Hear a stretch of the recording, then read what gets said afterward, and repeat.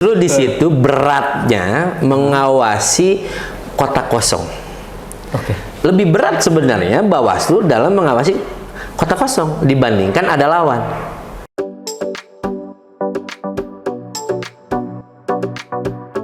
Assalamualaikum warahmatullahi wabarakatuh. Halo Sobat Tribun Tangerang, jumpa lagi dengan saya Eko Priyono, manajer peliputan di Tribun Tangerang.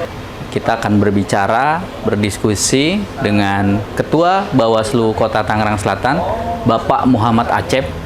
Beliau nanti akan menceritakan profilnya, perjalanannya, sampai sekarang menjadi Ketua Bawaslu Kota Tangsel 2 periode, apa saja dinamikanya, kemudian terkait perkembangan pilkada, terkait kemungkinan pasangan petahana Benyamin Daphni Pilarsaga melawan Kota Kosong, akan kita kupas semuanya pada podcast hari ini.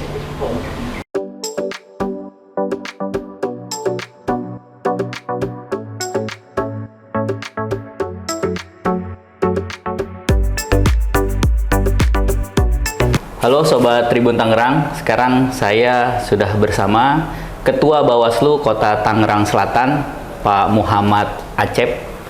M-nya satu ya Pak? Satu. Karena kalau M-nya double, Nabi. Nabi dan Rasul. Dan Rasul, oke. Pak, kita tahu Bapak di Ketua Bawaslu, tapi mungkin banyak yang belum paham Bawaslu ini tugasnya di kepemiluan ini menjelang pilkada Kota Tangsel ini apa sih Pak? Selain ya orang taunya oh Bawaslu ngawasin pemilu, tapi apa sebetulnya Pak yang dilakukan Bawaslu?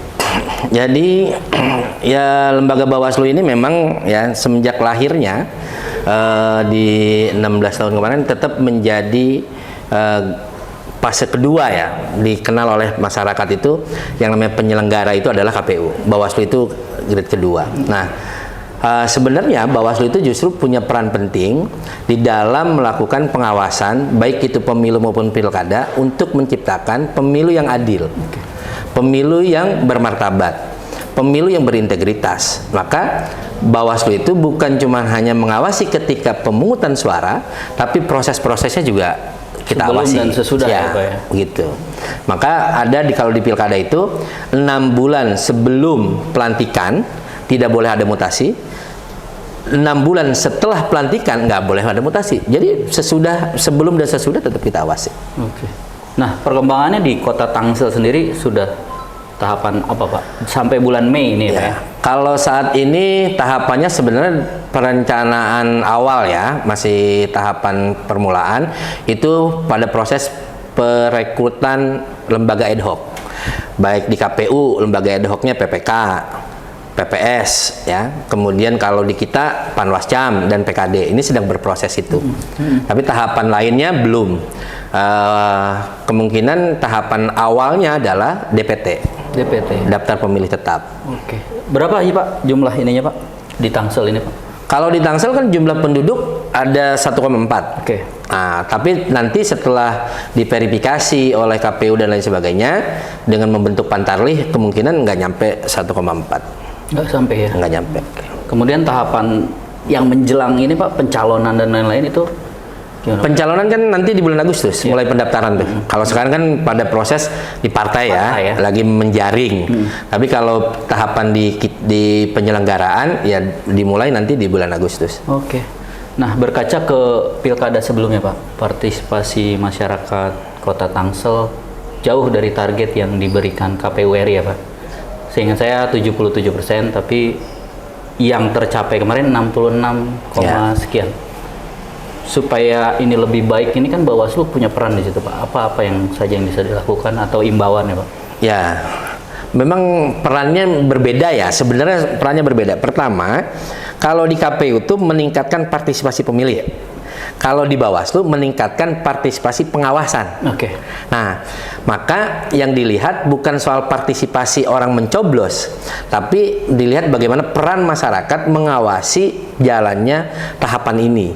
Nah, ini yang mesti dilakukan oleh Bawaslu, itu meningkatkan partisipasi masyarakat dalam melakukan pengawasan. Dengan mereka meningkat pengawasannya, maka otomatis masyarakat akan ikut hadir ke TPS begitu. Maka di Bawaslu itu di 2020 kita mengadakan yang namanya SKPP, Sekolah Kader Pengawasan Partisipatif. Oke. Nah, itu kan salah satu upaya Bawaslu untuk meningkatkan partisipasi masyarakat terhadap pemilu. Caranya Pak, misalnya kita datang ke sekolah atau Bawaslu datang ke sekolah. Nah, supaya mereka ikut aware dengan pemilu ini gimana? Artinya mereka partisipasi melaporkan gitu ya Pak nantinya ya? Ya, kalau yang diharapkan oleh Bawaslu adalah ketika masyarakat menemukan pelanggaran, mereka mau melaporkan atau menginformasikan lah minimal, agar Bawaslu bisa melakukan proses temuan, penelusuran, kemudian naik menjadi temuan, setelah menjadi temuan ditindak. Harapannya cuma itu loh. Yang dikhawatirkan mereka tahu tapi tidak peduli tadi ya Pak ya? Tidak peduli. Oke. Nah ini Pak, peta kerawanan di Kota Tangsel ini jelang pilkada ini. Kalau peta kerawanan pilkada sebenarnya sih sama aja ya. Pertama ya soal money politik, ya kan. Kedua netralitas ASN. Ketiga penyelenggara, netralitas penyelenggara juga. Nah keempat itu adalah netralitas perangkat non ASN, RT dan RW. Oke. Nah itu dia. Nah yang paling nomor satu Pak? Ya tetap money politik. Money politik ya. Iya. Yang bisa dilakukan Pak. Ini juga saya baru-baru ini mendengar di DPR meminta agar money politik ini dilegalkan, ya kan? Sebenarnya gini, kalau saya memandang gitu ya, money politik itu kan orang ada yang butuh, kemudian ada yang pengen, kan gitu ya. Kalau yang butuh itu ya si calon, si pemilih juga pengen dapat duit. Tapi kalau strata ekonomi kita ini sudah rata, saya yakin money politik udah nggak akan dipakai. Nah, ekonominya ini, ekonomi masyarakat ini masih lemah, sehingga masih berharap uang kejutan lah, disebutnya uang kejutan. Uang kejutan gitu kan, gitu. Dan di masyarakat itu juga masih stigmanya adalah kalau udah jadi, gue dapat apa? Stigmanya itu. Nah, mestinya kan ada sebuah perubahan dari sebuah demokrasi ketika mereka memilih apa yang mereka rasakan. Selama ini ada nggak? Gitu. Nah, sehingga akhirnya stigma kalau udah jadi melupa. Itulah yang menyebabkan money politik terus masih berlaku. Berarti efeknya nggak cuma di masyarakat ya, calonnya juga. Kalau udah jadi malah pada lupa. Siapa ya? Iya. Nah, nanti khusus di Tangsel nih Pak, yang kita tahu calon kuatnya petahana nih Pak Benyamin Daphni sama Pak Pilar Saga. Belum muncul calon yang akan menandingi kira-kira gitu Pak. Nah, mungkinkah di Kota Tangerang 2018 dan kabupaten kan ada kota kosong Pak? Apakah ini mungkin terjadi? Kalau bicara mungkin. Tapi apa yang bisa dilakukan Bawaslu dan KPU untuk agar ya setidaknya masyarakat punya pilihan nih Pak? Karena yang independen udah nggak mungkin, katanya udah nggak ada yang daftar nih Pak. Betul, di Tangsel memang sudah dipastikan bahwa tidak ada calon independen. Nah, kalau calon lewat jalur partai politik ini masih dimungkinkan, ya kan? Kalau dilihat dari para pendaftar di partai politik yang kita baca di media, itu kan hanya Pak Ben dan Pilar nih ya yang mendaftar. Ada yang daftar tapi nggak ngebalikin suratnya gitu ya, surat pendaftaran yang dibalikin. Ngambil sih ngambil, cuman nggak dibalikin kan gitu ya.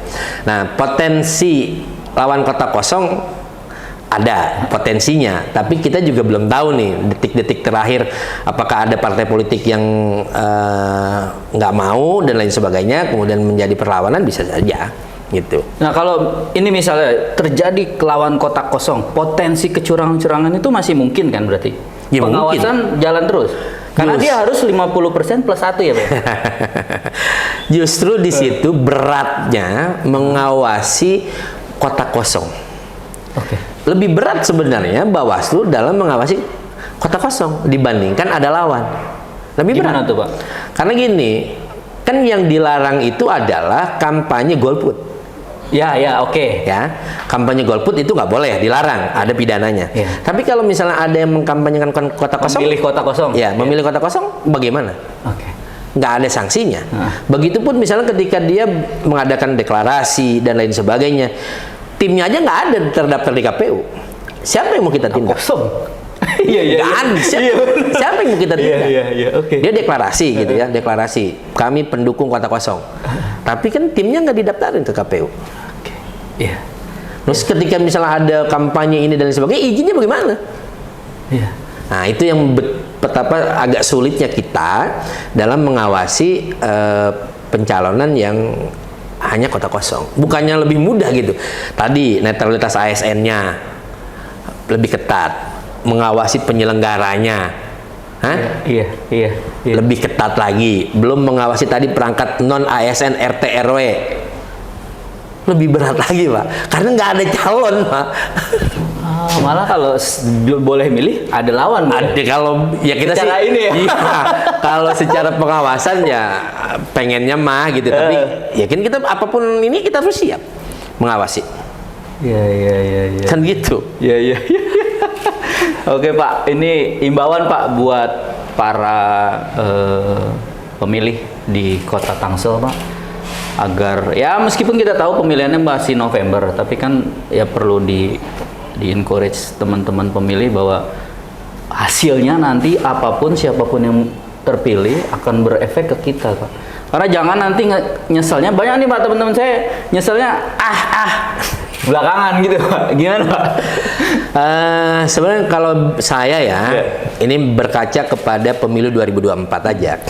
Jadi saya sebagai Bawaslu, sebagai Ketua Bawaslu, berharap kepada masyarakat itu aware terhadap data pemilih. Oke. Karena di pemilu kemarin itu Tangsel ada 11.000 orang yang tidak masuk dalam DPT. Wow.